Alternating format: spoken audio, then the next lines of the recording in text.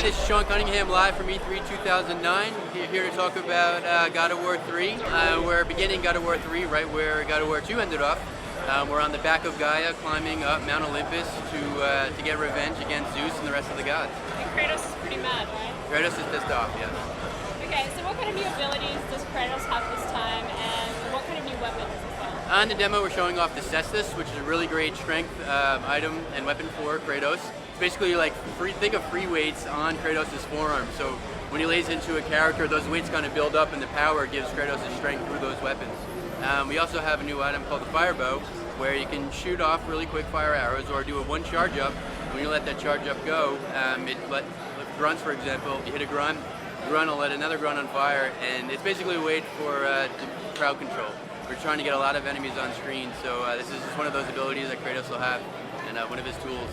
Right, awesome. And what have you done with the with Kratos' enemies? Can we see more fantastical, gory creatures? Absolutely. I mean, if you look at the demo, we're ripping the head off of Helios, we're ripping the centaur apart, and battle of blood is all over the place, and it's a lot of fun. Okay, have you worked on the combat elements of the game since the last God of War game?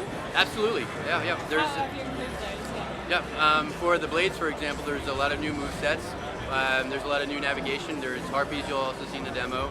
You can basically, Kratos, to get along across long gaps where he normally wouldn't be able to get to, you can ride the harpies, kind of like stringing them one to one, and then get to your ultimate destination. So there's a lot of new gameplay features.